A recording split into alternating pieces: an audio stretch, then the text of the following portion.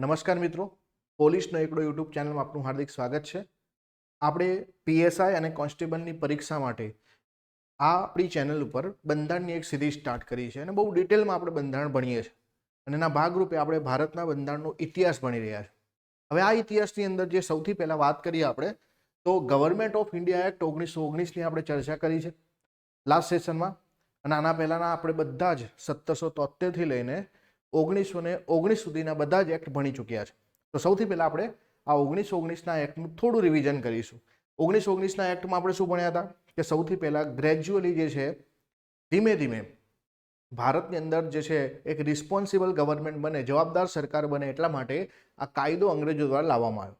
ભારતીયોને કહેવામાં આવ્યું કે અમે તમને જે છે સ્વશાસન આપીશું, ઓટોનોમી આપીશું, પરંતુ એવું કંઈ જે છે આવા કાયદામાં દેખાયું નહીં. બીજું, આ કાયદો જે છે કયા નામથી ઓળખાય છે તો આપણે આને મોન્ટેગ્યુ ચેમ્સફર્ડ રિફોર્મ કહીએ છીએ, મોન્ટેગ્યુ ચેમ્સફર્ડ સુધારા કહીએ છીએ. એની પાછળનું કારણ શું કે મોન્ટેગ્યુ એસઓએસ હતા અને ચેમ્સફર્ડ જે છે ભારતના વાઇસરોય હતા.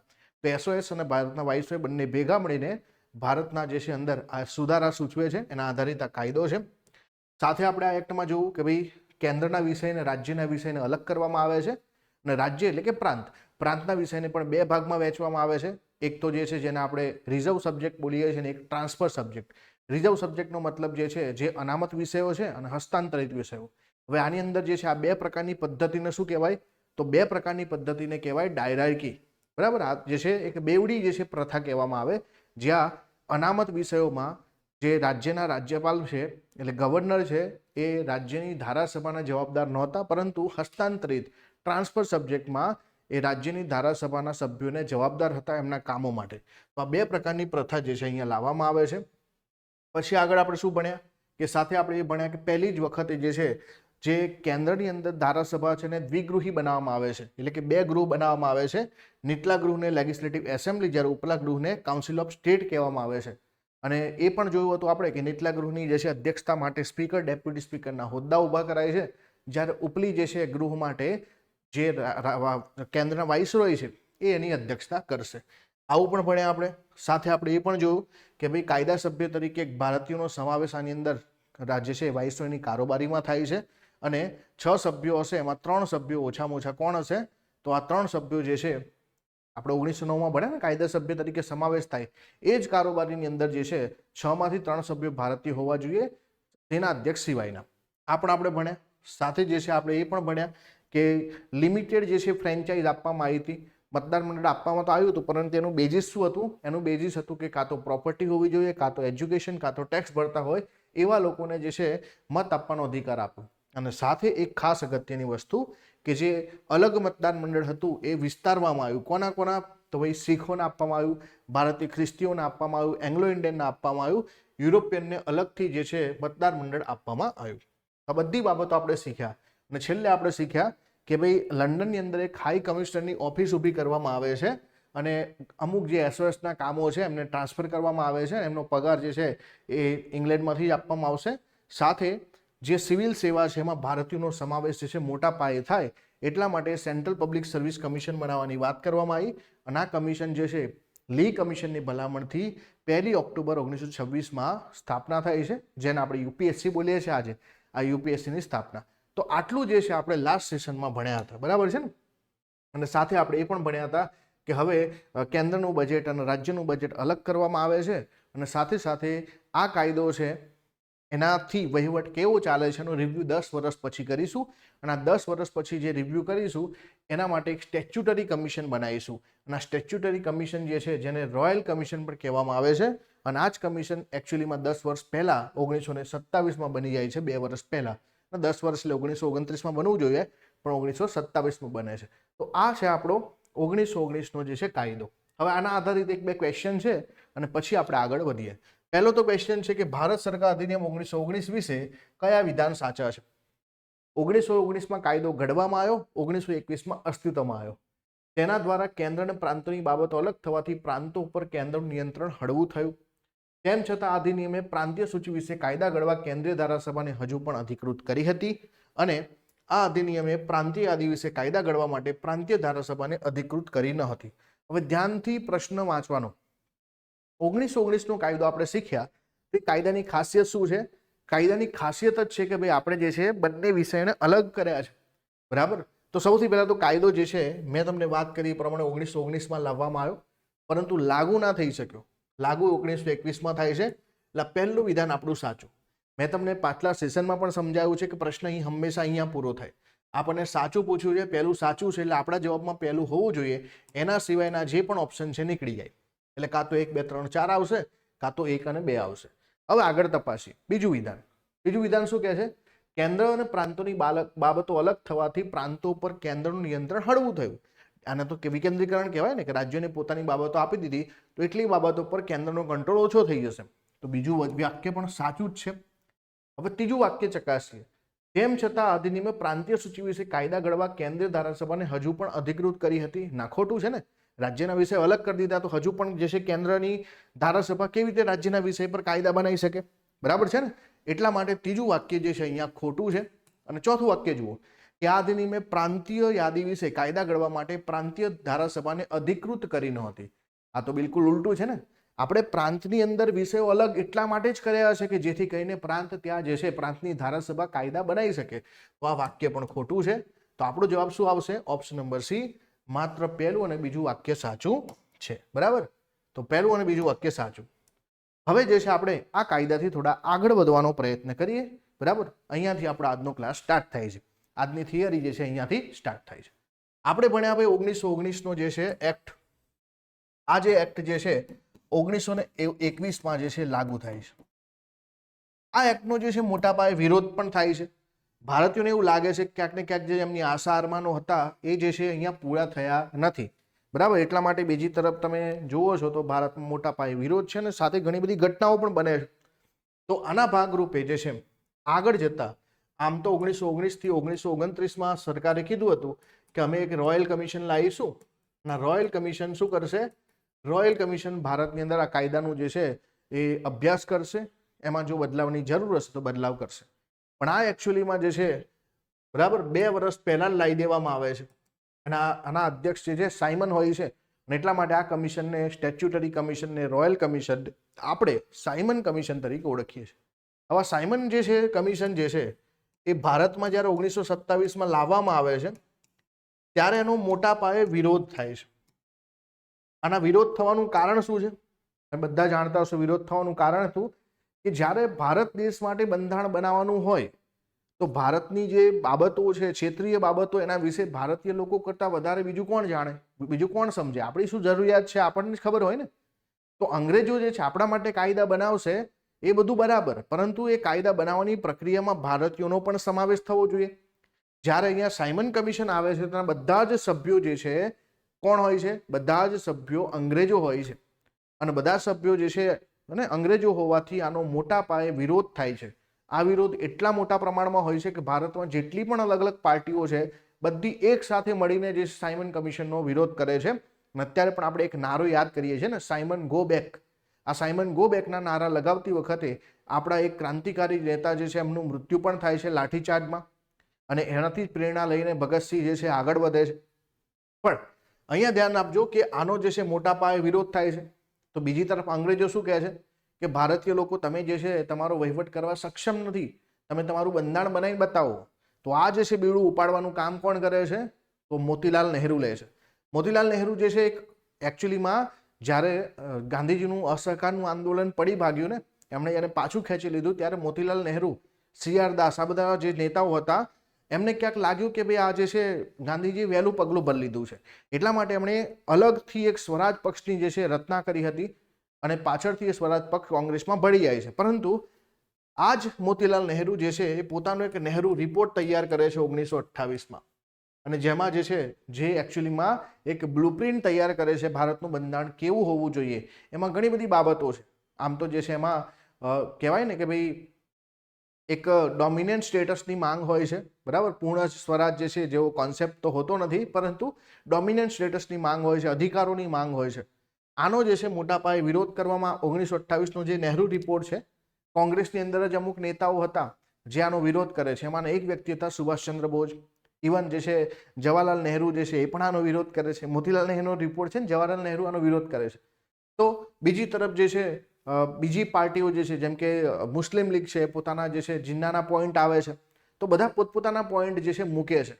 પણ એ છતાં અંગ્રેજો જે છે આ ભારતીય કોઈ પણ રિપોર્ટ અથવા તો બાબતો છે અથવા સજેશન છે એના ઉપર ધ્યાન નથી આપતા. તો ત્યારે કોંગ્રેસને એવું લાગે છે કે હવે આ જે છે સમય આવી ગયો છે, આપણે આપણી ડિમાન્ડોને જે છે મોટા પાયા પર અંગ્રેજો સામે મૂકવી પડશે. અત્યાર સુધી ભલે આપણે છૂટછાટોની માંગ કરતા હતા, આપણે અધિકારોની માંગ કરતા હતા, હવે જે છે આપણે પૂર્ણ સ્વરાજની માંગ કરવી પડશે. એટલા માટે 1929માં કોંગ્રેસનું લાહોર ખાતે જે અધિવેશન ભરાય છે, આ સમજો ખાસ, 1929નું અધિવેશન બહુ જ અગત્યનું છે. 1929નું અધિવેશન, લાહોર અધિવેશન, જેની અધ્યક્ષતા કોણ કરે છે? પંડિત જવાહરલાલ નહેરુ. અને એમની અધ્યક્ષતામાં જે છે નક્કી કરવામાં આવે છે કે ભાઈ હવે કોંગ્રેસ જે છે પૂર્ણ સ્વરાજ જ માંગશે. બરાબર, પૂર્ણ સ્વરાજથી નીચે કંઈ જ નહીં ખપે. આપણે જે જરૂર છે હવે આપણે જે છે ને ઓટોનોમીની વાત નહીં કે ભાઈ આપણે લોકલ લેવલ પર આપણો વહીવટ કરીશું, અંગ્રેજો ઉપર આપણી બાબતો જોશે ના, હવે આપણે પૂર્ણ સ્વરાજ જોઈશે. ને એટલા માટે એક દિવસ નક્કી કરવામાં આવે છે, 26 જાન્યુઆરી 1930નો દિવસ. અને આ દિવસને આપણે પૂર્ણ સ્વરાજ દિવસ તરીકે ઉજવવાની શરૂઆત કરી. ધ્યાન આપજો ખાસ, પૂર્ણ સ્વરાજ જે છે ની કહેવાય ને કે ભાઈ એક ટોટલ ડિક્લેરેશન કર્યું આપણે કે આપણે જે છે પૂર્ણ સ્વરાજ જોઈએ છે, આઝાદીની ઘોષણા કરવાની જે છે વાત અહીંયાથી કરવામાં આવી. તો 1929નું અધિવેશન લાહોર અધિવેશન, લાહોર અધિવેશનની અંદર જે છે નક્કી કરાયું કે ભાઈ આપણે 26 જાન્યુઆરી 1930, આમ કોંગ્રેસના અધિવેશનો જે છે વર્ષના છેલ્લા મહિનામાં થતા, તો ત્યાં નક્કી થયું કે 26 જાન્યુઆરી 1930ના દિવસે આપણે પૂર્ણ સ્વરાજ દિવસ તરીકે ઉજવીશું. અને આ દિવસની યાદમાં અત્યારે આપણે આગળ જતા જ્યારે ભારત આઝાદ થયું તો 26 જાન્યુઆરીના દિવસને જ 1950માં આપણે રિપબ્લિક ડે તરીકે મનાવીએ છીએ, પ્રજાસત્તાક દિવસ તરીકે મનાવીએ છીએ, બંધારણીય દિવસે આપણે ભારતમાં લાગુ કરીએ છીએ આ દિવસની યાદમાં. હવે આ જે છે આપણે નક્કી કર્યું કે પૂર્ણ સ્વરાજ જોઈએ છે, તો આ વખતે જે છે બરાબર એક ચળવળ ચાલુ થઈ, અને ચળવળનું નામ તમને ખબર હશે, જેની શરૂઆત દાંડી માર્ચથી થાય છે ને, જેને આપણે સિવિલ ડિસઓબિડિયન્ટ મોવમેન્ટ કહીએ છીએ. બરાબર, તો આમાં આપણે શું કરવાનું છે? અંગ્રેજોનો જે છે બરાબર વિરોધ કરવાનો છે, અંગ્રેજોના કાયદાઓનો ભંગ કરવાનો છે, જેને આપણે સવિનય કાનૂન ભંગ બોલીએ છીએ. સવિનય કાનૂન ભંગ, કે અંગ્રેજોના કાયદાઓનો આપણે જે છે ભંગ કરવાનો છે, આપણે પૂર્ણ સ્વરાજ. તો ત્યાંથી દાંડી માર્ચથી એની શરૂઆત થાય છે.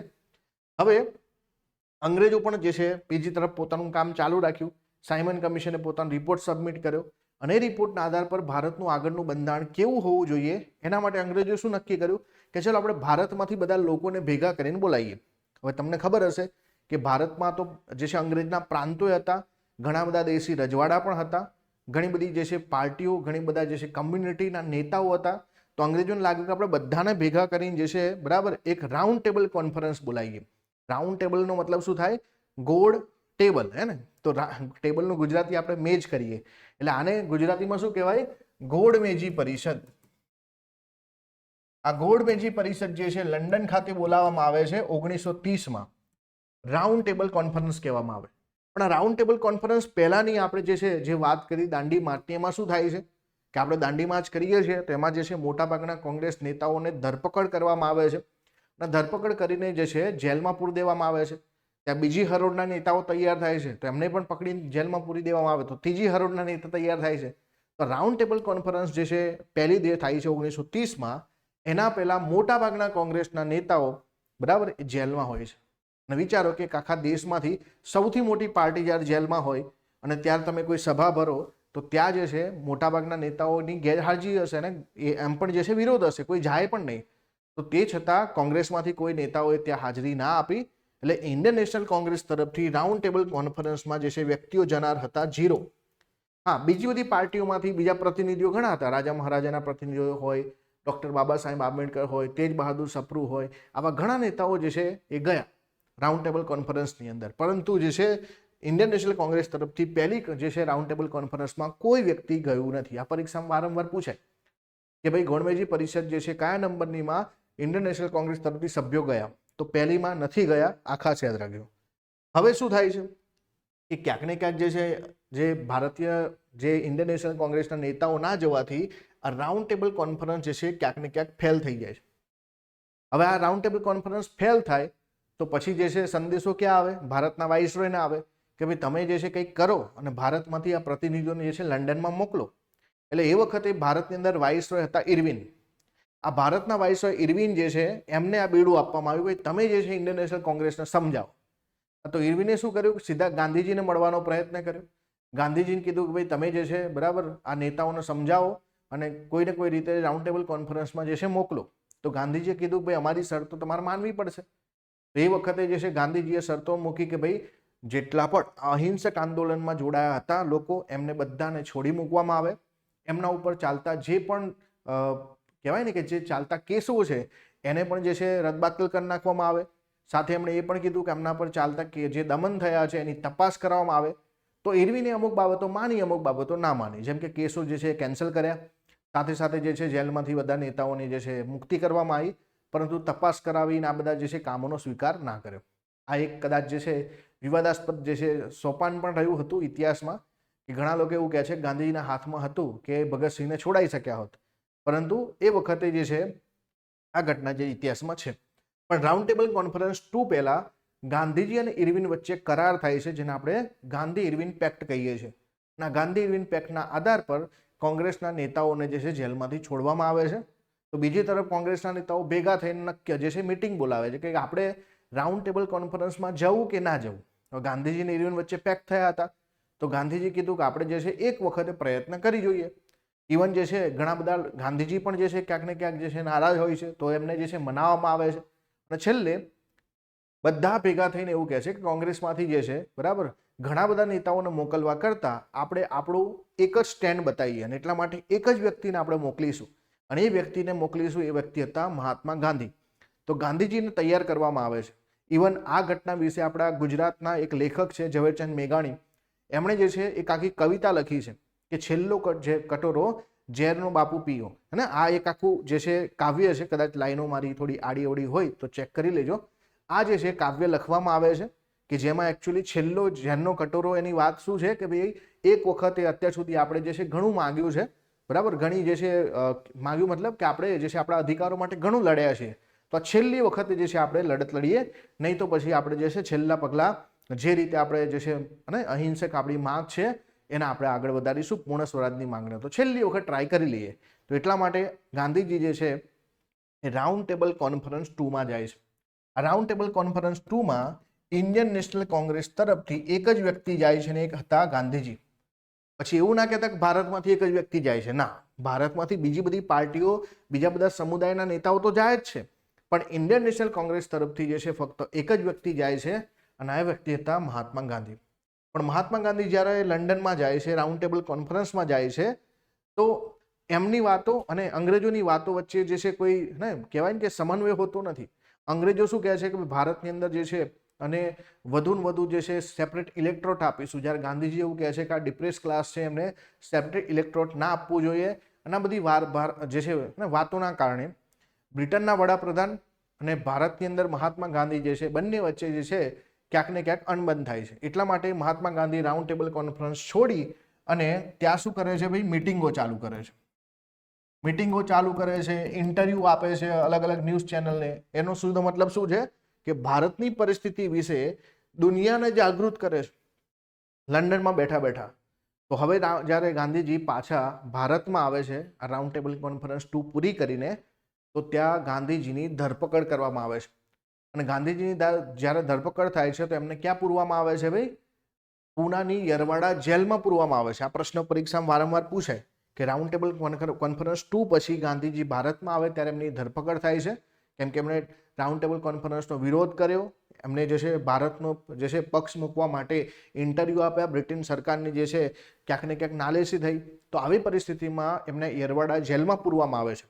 અને આ યરવાડા જેલમાં જ્યારે હતા પૂનાની, ત્યારે બ્રિટનથી ત્યાંના વડાપ્રધાન રેમ્સે મેકડોનાલ્ડ શું કરે છે, એક કોમી ચુકાદો આપે છે. રેમ્સે મેકડોનાલ્ડ પહેલાથી હતું કે ભારતમાં આપણે જે છે જે લોકોની એકતા છે બરાબર એને તોડી જ નાખવાની છે. એટલા માટે જે છે સૌથી પહેલા એમણે જે મુસ્લિમોને અલગ મતદાર મંડળ આપ્યું, શીખોને આપ્યું, એંગ્લો ઇન્ડિયનને આપ્યું, યુરોપિયનને આપ્યું, બધા અલગ અલગ લોકોને આપ્યું ને. તો એમણે આ વખતે શું કર્યું કે ભારતમાં જે ડિપ્રેસ ક્લાસ છે, જે કચડાયેલા વર્ગો છે, એ વખતે ડેફિનેશન આવી થતી. તો ડિપ્રેસ ક્લાસ, અત્યારે આપણે એને જે છે શેડ્યુલ કાસ્ટ બોલીએ છીએ. તો જેમને હિન્દુની અંદર જ જે છે એક સબસેક્શન તરીકે નક્કી કરીશું અને એમને જે છે હિન્દુ લોકોથી અલગ કરી દઈશું અને એમને સેપરેટ ઇલેક્ટ્રોટ આપીશું, જેથી કરીને શું થશે કે આ લોકો પણ જે છે હિન્દુ એકતાથી જે છે અલગ થઈ જશે. હવે આ જ્યારે રેમ્સે મેકડોનાલ્ડ જે ચુકાદો આવે છે, કોમ્યુનલ એવોર્ડ જે છે, બરાબર, તમે ભણ્યા હશો કે 1932માં જે છે કમ્યુનલ એવોર્ડ આવે છે રેમ્સે મેકડોનાલ્ડનો, જેનો મોટા પાયે જે છે વિરોધ તો થાય છે, પણ ગાંધીજી જે છે એ પૂનાની યરવાડા જેલમાં આમરણ ઉપવાસ પર ઉતરે છે કે ભાઈ બરાબર આ વાત બિલકુલ તદ્દન ખોટી છે, મારા જીવતા જીવ જે છે હું એવું ક્યારે નહીં થવા દઉં કે ભાઈ ડિપ્રેસ ક્લાસ જે છે હિન્દુ કમ્યુનિટી અલગ થઈ જશે. તો જ્યારે આમરણ ઉપવાસ પર ઉતરે એવો વ્યક્તિ કે જેની દુનિયામાં દબદબો હોય, બરાબર, તો અંગ્રેજ સરકાર પણ વિચારો કે આજે દેશમાં જે છે થાય છે ને આપણે કોઈની વાત નથી સાંભળતા. એ વખતે અંગ્રેજ સરકાર જેવી અંગ્રેજ સરકાર જ્યારે ગાંધીજી ઉપવાસ પર બેસે છે ત્યારે જુઓ તમે કે શું કરે છે, એમને મનાવવા માટે જે છે મશીનરી કામે લગાવે છે, અને છેલ્લે જે છે જે ડિપ્રેસ ક્લાસના નેતા હતા, ડિપ્રેસ ક્લાસના નેતા કોણ હતા? ડૉક્ટર ભીમરાવ આંબેડકર, એમને મોકલવામાં આવે છે. આમ તો જે છે તમે જોતા હશો ગાંધીજી અને આંબેડકરજી વચ્ચે જે છે વૈચારિક મતભેદો ઘણા હતા, એ છતાં જે છે આંબેડકરજી જે છે ગાંધીજી પાસે જાય છે, બંને વચ્ચે વાતચીત થાય છે અને બંને જે છે અમુક બાબતો પર એગ્રી થાય છે, અને જેનાને જ આપણે જે આ બાબતો થઈ એ બંને વચ્ચે જે કરાર થયો એને જ આપણે જે છે પૂના પેક્ટ કહીએ છીએ, પૂના કરાર કહીએ છીએ. આ પૂના કરાર શું હતું? તો પૂના કરારમાં ગાંધીજીએ એવું કીધું ડૉક્ટર ભીમરાવ આંબેડકરને કે ભાઈ તમારે જે છે ડિપ્રેસ ક્લાસે જે છે અલગ મતદાન મંડળ નથી લેવાનું. હવે આવું કહેવામાં આવે તો જે ડિપ્રેસ ક્લાસ છે એ આ બાબતને કેવી રીતે માને? તો ભીમરાવ આંબેડકરે કીધું કે ભાઈ અમે તમારી વાત કેમ માનીએ, અમને તો લાભ થાય છે ને. તો ગાંધીજીએ એવું કીધું કે ભાઈ તમારે જે છે પ્રતિનિધિત્વ જોઈએ છે ને, તમારે ચૂંટણીમાં જ જે છે બેઠકો જોઈએ છે, તો અમે ઇન્ડિયન નેશનલ કોંગ્રેસ જે છે તમને, બરાબર, જેટલી બેઠકો તમને જે છે ડિપ્રેસ ક્લાસ તરીકે જે સેપરેટ ઇલેક્ટોરેટમાં મળે છે એનાથી વધારે બેઠકો અમે તમને અનામત આપીશું.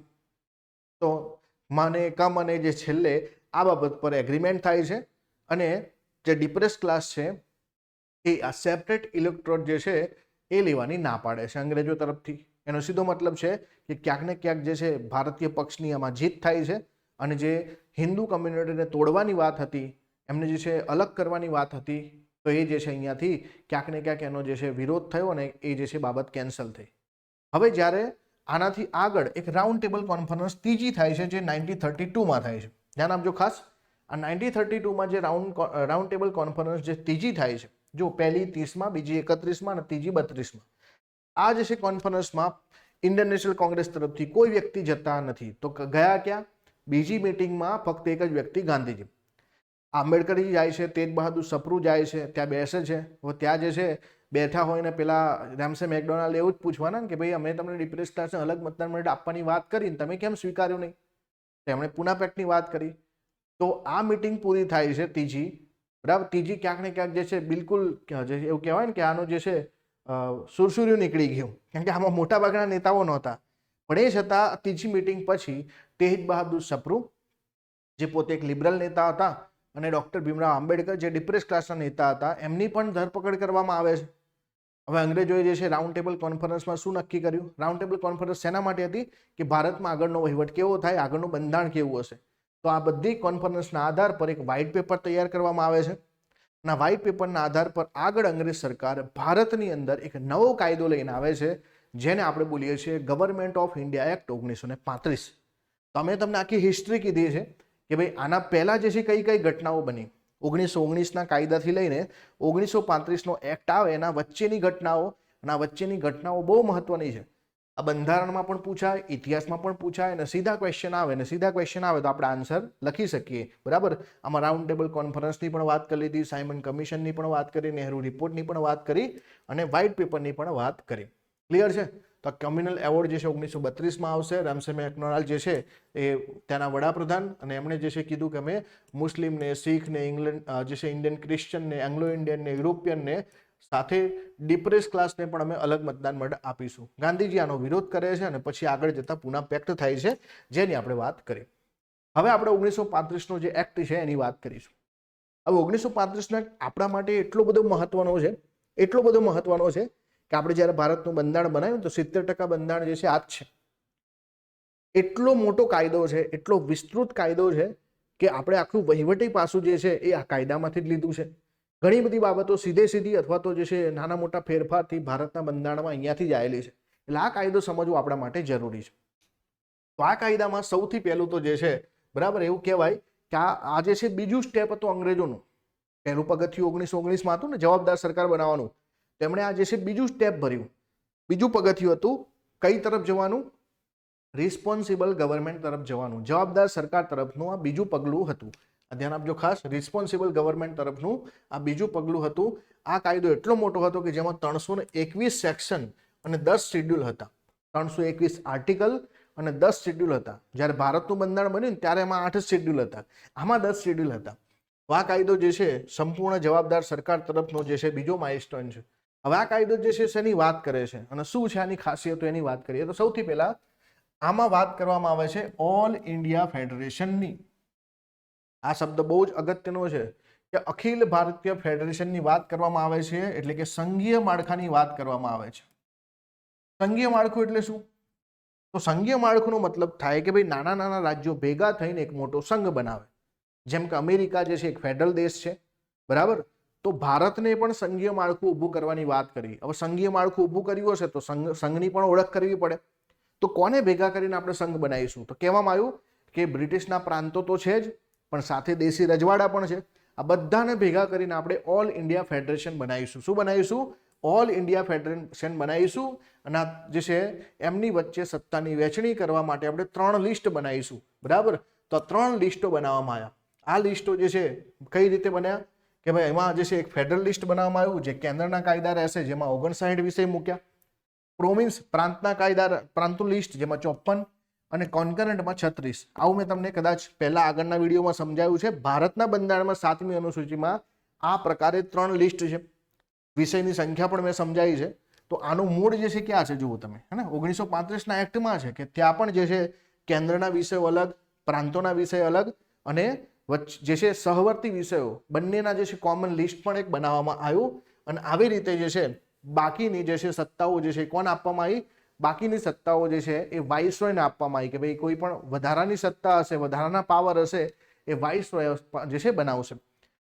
પરંતુ આવું ફેડરેશન ક્યારે અસ્તિત્વમાં આવી જ ના શક્યું. કેમ? કે અંગ્રેજોએ આ ફેડરેશનનો જે કોન્સેપ્ટ લાવવાનો પ્રયત્ન કર્યો, પરંતુ એ ફેડરેશનના કોન્સેપ્ટમાં જે પ્રિન્સલી સ્ટેટ હતા આપણા, જે દેશી રજવાડા હતા, એમણે જોડાવાની ના પાડી દીધી. અને એમણે જોડાવાની ના પાડી તો આવો ફેડરેશનનો કોન્સેપ્ટ ક્યારે અસ્તિત્વમાં આવ્યો નહીં. પણ તમને પૂછે કે જે છે ફેડરેશનનો કોન્સેપ્ટ ક્યારે લાવવામાં આવ્યો? 1935ના એક્ટમાં લાવવામાં આવ્યો. બીજું શું કર્યું કે ભાઈ 1919માં આપણે એવું શીખ્યા હતા કે પ્રાંતોમાં જે છે જે યાદી છે ને 2 ભાગમાં વહેંચી હતી. એક તો જે છે ટ્રાન્સફર સબ્જેક્ટ અને એક જે રિઝર્વ સબ્જેક્ટ. તો આને જ આપણે શું કહેતા હતા? ડાયરાર્કી કહેતા હતા. તો 1919માં પ્રાંતમાં ડાયરાર્કી શરૂ કરી. તો 1935માં આપણે ક્યાં ચાલુ કરી? કેન્દ્રમાં ડાયરેક્ટની ચાલુ કરી. કેન્દ્રમાં ડાયરેક્ટનો શું મતલબ થાય કે હવે કેન્દ્રની અંદર પણ જે છે જે વિષયો છે એને 2 ભાગમાં વહેંચી દીધા. અને જે રાજ્યની ડાયરેક્ટરી હતી પ્રાંતની એને ખતમ કરી દીધી અને પ્રાંતમાં શું આપી દીધું? ઓટોનોમી આપી દીધી, સ્વાયત્તતા આપી દીધી. ક્લિયર? તો ધ્યાન આપજો ફરીથી કે ઇટ એબોલિશ્ડ ડાયરેક્ટરી ઇન પ્રોવિન્સ. એનો મતલબ કે પ્રાંતોની અંદર જે ડાયરેક્ટરી હતી, આ 2 પ્રકારના લિસ્ટ હતા એને ખતમ કરી દીધા અને પ્રાંતોને શું આપી દીધું? પ્રાંતીય સ્વાયત્તતા આપી દીધી. શું આપી દીધું? પ્રાંતીય સ્વાયત્તતા. જ્યારે આખી વસ્તુ જે છે એ કેન્દ્રની અંદર લાગુ કરવામાં આવી અને કેન્દ્રની અંદર જે છે બરાબર જે આખી વસ્તુ જે છે લાગુ કરવામાં આવી. પરંતુ આ જે છે 1937ની અંદર જે છે ઇફેક્ટમાં આવે છે અને આગળ જે છે 1939માં જતા જતા આખી બાબત જે છે બંધ કરી દેવામાં આવે છે. આગળ વધીએ તો મેં કીધું એ પ્રમાણે કેન્દ્રમાં ડાયરેક્ટરીની શરૂઆત થાય છે, પ્રાંતની અંદર ડાયરેક્ટરી ખતમ થાય છે. અને અહીંયા શું થશે કે અહીંયા જે છે ડાયરેક્ટરી સેન્ટરમાં ચાલુ થશે અને અહીંયા ફેડરલ સબ્જેક્ટ જે છે એને 2 ભાગમાં વહેંચવામાં આવશે, રિઝર્વ સબ્જેક્ટ અને ટ્રાન્સફર સબ્જેક્ટ. અને આ જે છે જે પણ સબ્જેક્ટ છે બરાબર એ પણ જે છે આગળ જતા અમલમાં આવી શક્યા નહીં. સાથે બાયકેમરલ લેજિસ્લેચર.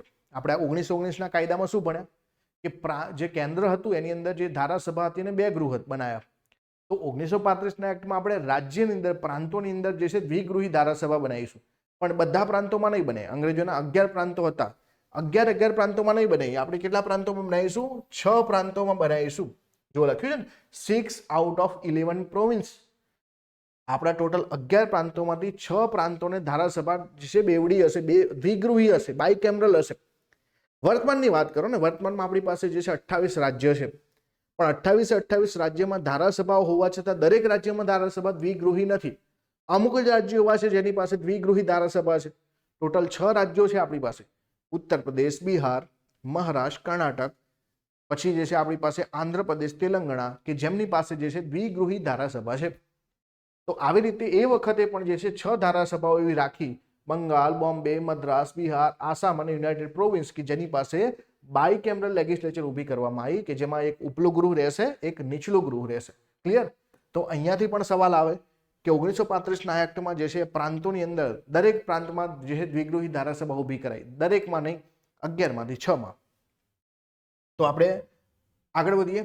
સાથે શું કર્યું કે અંગ્રેજો તો નક્કી જ હતું ને કે આપણે સેપરેટ ઇલેક્ટોરેટ આપવું છે, તો એમણે શું કર્યું, ડિપ્લેસ ક્લાસને પણ આપ્યું, મહિલાઓને પણ આપ્યું અને જે છે લેબર વર્ગને પણ આપ્યું, મજૂર વર્ગને પણ આપી દીધું.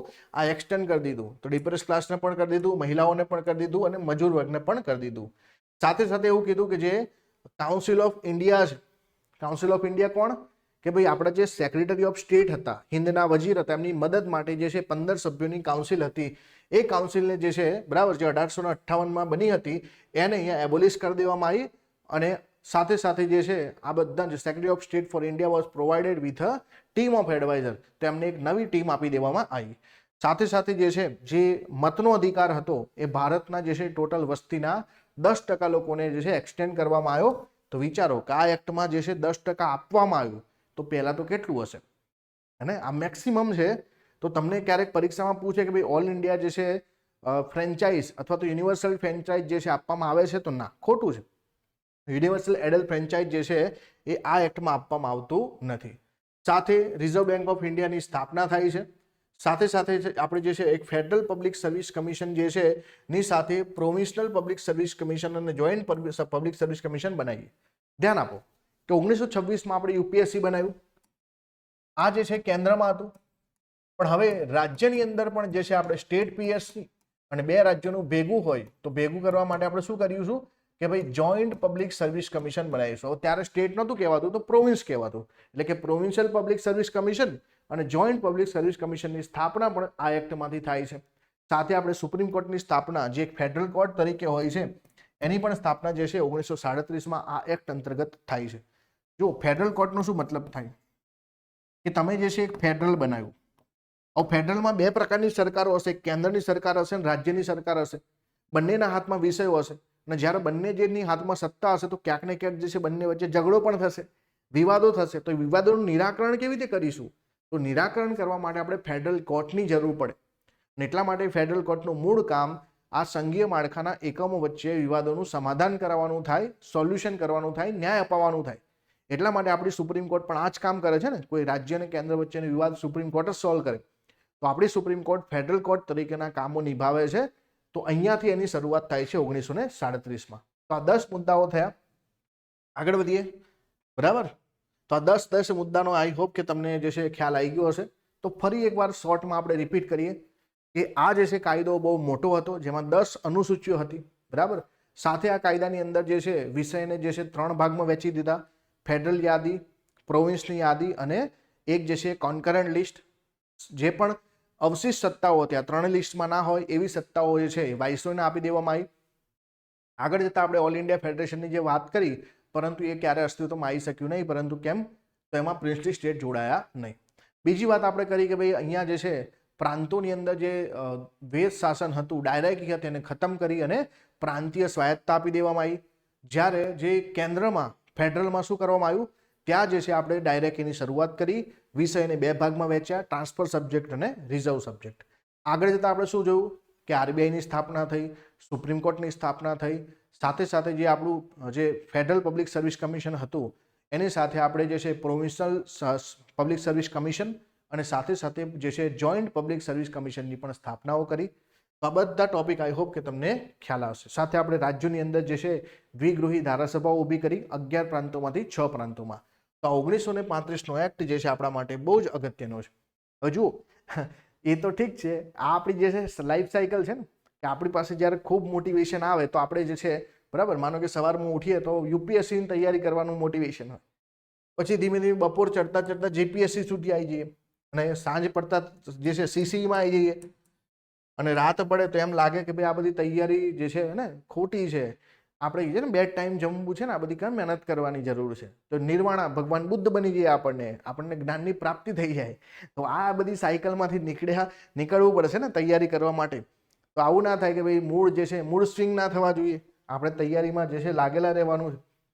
હવે જુઓ, આ એક ક્વેશ્ચન છે કે નીચેનામાંથી કયું ભારત સરકાર અધિનિયમ 1935ની જોગવાઈ નથી? કેન્દ્રમાં દ્વૈત શાસન, ઓલ ઇન્ડિયા ફેડરેશન, પ્રાંતીય સ્વતંત્રતા કે પ્રાંતમાં દ્વૈત શાસન. હવે જો 1935માં આપણે શું ભણ્યા કે જે પ્રાંતમાં દ્વૈત શાસન હતું એ કેન્દ્રમાં આવી ગયું. તો કેન્દ્રમાં દ્વૈત શાસન સાચું છે. ઓલ ઇન્ડિયા ફેડરેશન જે છે એ બન્યું, તો એ પણ સાચું છે. પ્રાંતીય સ્વતંત્રતા, તો પ્રાંતમાં જે છે દ્વૈત શાસન ખતમ થયું અને પ્રાંતની અંદર ઓટોનોમી આવી, એ પણ સાચું. પરંતુ પ્રાંતમાં દ્વૈત શાસન જે છે એ તો ખતમ થયું હતું. બાકી આનો જવાબ 1919 આવે. એટલા માટે આપણો જવાબ જે છે ઓપ્શન નંબર ડી થશે કે ભાઈ આ જે છે ભારત સરકાર અધિનિયમ 1935ની ખાસિયત નથી. ચલો બીજો એક પ્રશ્ન કે ભાઈ સંઘ યાદી, રાજ્ય યાદી અને સંવર્તી યાદીમાં વહેંચવામાં આવ્યા કયા કાયદા અનુસાર? તો આપણે હમણાં જ ભણ્યા કે ભાઈ સંઘ યાદી, રાજ્ય યાદી અને સંવર્તી યાદી, આવા 3 લિસ્ટો જે છે એ 1935ના એક્ટમાં જ આવે. બરાબર, એ શેમાં આવશે? 1935ના એક્ટમાં. આગળ વધીએ. ભારત સરકાર અધિનિયમ 1935ની કઈ વિશેષતાઓ હતી? પ્રાંતોની કારોબારી સત્તા રાજ્યપાલને સોંપવામાં આવી. પ્રાંતો અને કેન્દ્રમાં દ્વિમુખી રાજ્ય પદ્ધતિ નાબૂદ કરવામાં આવી. ધારાસભાનું કદ વધારવામાં આવ્યું અને સાર્વત્રિક પુખ્ત મતાધિકારની જોગવાઈ કરાઈ. બ્રિટિશ ભારતીય પ્રદેશોના રજવાડો સાથેની એક અખિલ ભારતીય સંઘની જોગવાઈ. હવે જુઓ, 1935નો આપણે એક્ટ ભણ્યા, એમાં આપણે એવું જોયું કે જે મતાધિકાર છે ને 10% લોકોને જ મળ્યો. તો અહીંયા જે છે સાર્વત્રિક પુખ્ત મતાધિકારની જોગવાઈ કરવામાં આવી. ખોટું કહેવાશે ને, યુનિવર્સલ એડેડ ફ્રેન્ચાઇઝ નથી આપવામાં આવી. તેનો મતલબ કે આ જે છે ત્રીજું વાક્ય આપણા જવાબમાં હોવું જ ના જોઈએ. તો આ બે ઓપ્શન નીકળી ગયા. હવે કાં તો 1, 2, 4, કાં તો 1 અને 4. તો આપણે સીધું જે છે બીજું વાક્ય તપાસવાનું થાય કે પ્રાંતો અને કેન્દ્રમાં દ્વિમુખી રાજ્ય પદ્ધતિ નાબૂદ કરવામાં આવી. તો આપણે ભણ્યા કે પ્રાંતોમાં ડાયરેક્ટ દ્વિમુખી શાસન પદ્ધતિ ખતમ થઈ અને એના બદલે જે છે સ્વાયત્તા આપવામાં આવી, પરંતુ કેન્દ્રની અંદર તો શરૂ કરવામાં આવી. તો કેન્દ્રમાં જે છે નાબૂદ કરી એ ખોટું છે. તો બીજું વાક્ય આપણું ખોટું બને. તો આપણો જવાબ જે છે 1 અને 4 આવે. જુઓ, બ્રિટિશ ભારતીય પ્રદેશો રજવાડામાં સાથેની અખિલ ભારતીય સંઘ ઓલ ઇન્ડિયા ફેડરેશન બન્યું. તો ઓલ ઇન્ડિયા ફેડરેશન બનાવવાની વાત થઈ અને રાજ્યપાલને જે છે કારોબારી સત્તા સોંપી, એ સાચું છે. પરંતુ બીજું વાક્ય અને ત્રીજું વાક્ય ખોટું છે. તો જવાબ આવશે 1 અને 4. શું આવશે? 1 અને 4. બરાબર. જો પરીક્ષાની અંદર પણ ભૂલ થઈ અને ફાઇનલ આન્સર કીમાં જે છે ઓપ્શન નંબર સી આવે. આગળ વધીએ. આગળનો ક્વેશ્ચન શું કહે છે કે હિન્દ સરકારનો ધારો 1935 બાબતે કયા વિધાનો સાચા છે? કે પ્રાંતોમાં દ્વિમુખી રાજ્ય પદ્ધતિ નાબૂદ કરી અને પ્રાંતીય સ્વાયત્તા દાખલ કરી. રાજ્યપાલને પ્રાંતીય ધારાસભાને જવાબદાર મંત્રીઓને સલાહ અનુસાર કાર્ય કરવાનું પણ ઠેરવ્યું. આ ધારાએ તમામ 11 પ્રાંતોમાં દ્વિગૃહી પ્રથા દાખલ કરી. અનુસૂચિત જાતિ, સ્ત્રીઓ અને કામદાર માટે અલગ મતદાન મંડળો પૂરા પાડી કોમી પ્રતિનિધિત્વ સિદ્ધાંત જે છે વિસ્તૃત કર્યો. હવે આ સવાલ જે છે આગળના સવાલ કરતાં ઈઝી છે. આપણે ભણ્યા ને કે ડિપ્રેસ ક્લાસ માટે, મહિલાઓ માટે, કામદારો માટે શું કર્યું? અલગ મતદાન મંડળ આપ્યા. તો ચોથું વાક્ય સાચું છે. તો આપણા જવાબમાં 4 હોવું જોઈએ. તો આ જવાબ નહીં આવે. બીજું કે તમામ 11 પ્રાંતમાં દ્વિગૃહી ધારા છે પ્રથા દાખલ કરી. ના, આપણે શું જોયું? 11 માંથી 6 માં. તો ત્રીજું આપણું ખોટું છે. તો આ જવાબમાં આપણું 3 નહીં આવે. બરાબર. તો બીજું જે છે આ 3 વાળો જવાબ પણ નહીં આવે. તો જવાબ આવી ગયો ને 1, 2, 4. તો પહેલું વાક્ય પણ સાચું છે કે ભાઈ પ્રાંતોમાં દ્વિમુખી રાજ્ય પદ્ધતિ નાબૂદ કરવામાં આવી અને પ્રાંતોની અંદર જે છે સ્વાયત્તા દાખલ કરી. સાચું છે. બીજું શું છે કે પ્રાંતીય ધારાસભાને જવાબદાર મંત્રીઓની સલાહ અનુસાર કાર્ય કરવાનું પણ ઠેરવ્યું. કેમ કે પ્રાંતોમાં જે ડાયરેકી હતી ને એ તો ખતમ કરી દીધી આપણે. તો જે અનામત વિષયવાળો કોન્સેપ્ટ હતો કે ત્યાં ધારાસભાનું નહીં માનવું, એ પણ બાબત નીકળી ગઈ. અને સાથે સાથે જે છે ચોથું વાક્ય તો સાચું જ છે. તો પહેલું, બીજું અને ચોથું અહીંયા સાચું આવશે. જવાબ આવી જશે ઓપ્શન નંબર 2. કોઈ સવાલ બીજો છે? હા. આ અધિનિયમે 11 પ્રાંતો પૈકી 6 પ્રાંતોમાં દ્વિસંઘીકરણ બાયકેમરલિઝમ દાખલ કર્યું. આ અધિનિયમે કચડાયેલા વર્ગ માટે અલગ મતદાન મંડળો અન્વયે જે છે જે સિદ્ધાંત લાગુ કર્યો. આ અધિનિયમે રિઝર્વ બેંક ઓફ ઇન્ડિયાની સ્થાપનાની જોગવાઈ કરી. તો અહીંયા આપેલું બધું જ સાચું છે ને, આ બધું જ સાચું છે. એટલે કે અહીંયા ઓપ્શન નંબર જે છે એ આવશે. 1, 2 અને 3 સાચા. તો આ થયા આપણું 1935નો એક્ટ. હવે આના પછી આપણે એ જ ભણવાનું છે કે આઝાદી પૂર્વે જે છે બંધારણ તરફના આપણે પગલાં ભણીશું, અલગ અલગ સ્ટેપ. અને પછી આપણે 1947નો એક્ટ પણ ભણીશું. આપણી જે છે બંધારણ સભાનો આપણે અભ્યાસ કરવાનો છે. તો બરાબર, 1935 સુધીના એક્ટ આપણે અહીંયા ખતમ થાય છે. અને હું આશા રાખું કે તમને જે છે આ ચેપ્ટર અને આ જે સિરીઝ ચાલી રહી છે ખૂબ ઉપયોગી બનશે. હવે તમને આપણા ક્લાસની નોટિફિકેશન માટે, કોઈ અપડેટ માટે, ડોક્યુમેન્ટ જે પણ છે એના માટે આપણી ચેનલ જે ટેલિગ્રામ છે એની લિંક પણ તમને વિડીયોના ડિસ્ક્રિપ્શનમાં આપેલી છે. વોટ્સઅપ ચેનલ છે એની પણ ડિસ્ક્રિપ્શન આપેલી છે, તો બધું તમે જોઈ શકો છો. બાકી વિડીયો ગમે તો લાઇક શેર જરૂરથી કરજો. All the best. Thank you.